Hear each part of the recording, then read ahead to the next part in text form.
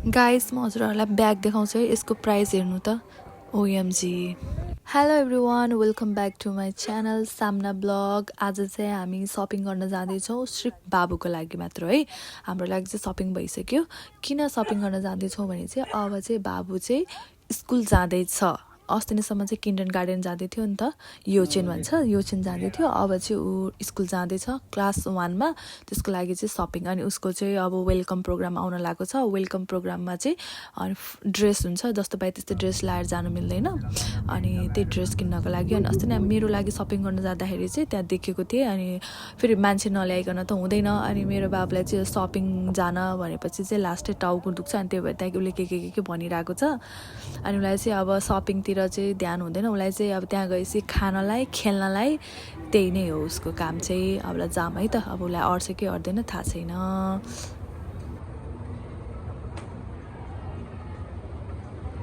बन्द हो जस्तो हो मान्छे त छैन जस्तो ओपन भयो मान्छे लुगा किन्न आएका हामी सुरान्सको लागि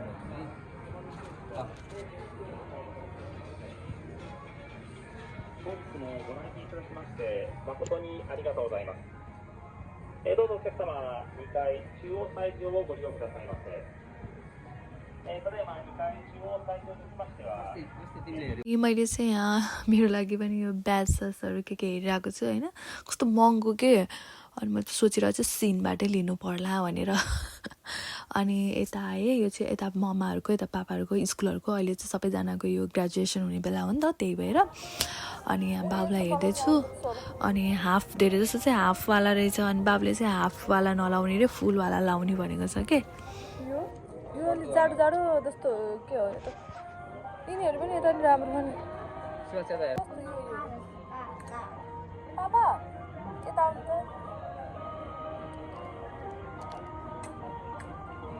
यो कति हो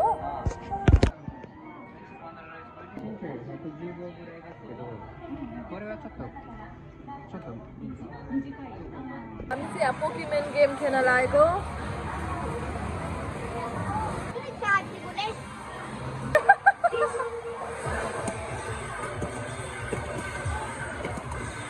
Oh my god.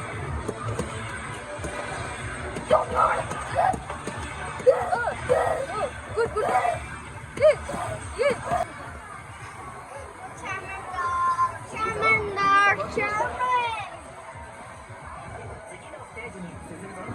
बल टिपन त्यहाँ तलबाट बल टिप्यो नि तल बल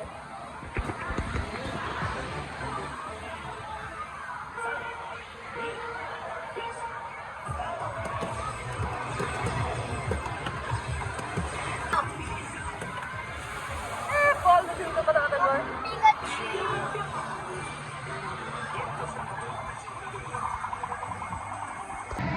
110 साइजको चाहिँ उसलाई ट्राई गरेको 3टा हो यो कतिवटा जति होइन अनि ठिक्क भएको थियो कि ठिक्क अहिलेको लागि चाहिँ ठिक्क अनि अब अरू बेला लगाउनको लागि चाहिँ अब सानो भइहाल्ने कि अनि त्यसो चाहिँ ठिक्कामा पेन्ट चाहिँ एकदम धेरै ठुलो भएको थियो अनि त्यसलाई चाहिँ कट गर्न नमिल्ने रे भनेर भन्यो अनि त्यसै हाफवाला लगाऊ भनेको हाफवाला नलगाऊ अनि उसलाई चाहिँ ड्रेस ट्राई गर्दा थकै लागेछ अनि त्यसपछि अरू ड्रेस चाहिँ ट्राई गर्ने मानेन मलाई त त्यसै गेम सेन्टरमा गेम खेलाउनु लिएर जाउँ भनेर एकछिनलाई चाहिँ अब गेम खेलाएर मुड पनि फ्रेस हुन्छ नि त त्यही भएर अनि उसलाई चाहिँ आफूलाई मनपर्ने गेमहरू खेलिरहेको छ सधैँ नै उसले खेल्ने यही नै हो अरूहरू चाहिँ खेल्न उसलाई आउन त आउँछ तर कसरी खेल्ने के हो त्यो मलाई थाहा छैन नि त जस्तो पाए त्यस्तै गेम खेल्न दिनु पनि भएन त्यहाँ हरेक खालको गेमहरू हुन्छ अनि त्यही भएर यस्तो मात्रै खेलाउँछु मैले चाहिँ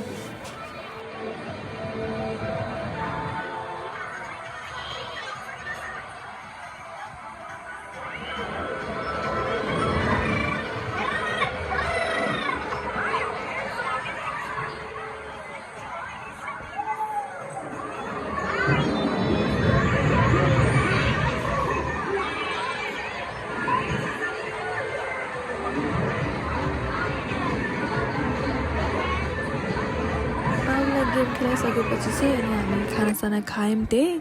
अनि अर्को ठाउँमा गयौँ अनि त्यहाँ चाहिँ उसलाई मिल्ने साइजको लुगा भेटायौँ हामीले अनि त्यहीँबाट किन्यौँ अब चाहिँ अनि फर्किँदा आएको घर अनि जहिले पनि ब्लग फुल गर्छु भन्यो भने बाबुले चलाएर गेम खेलेर स्विच अफ गराइदिन्छ thank you for watching bye by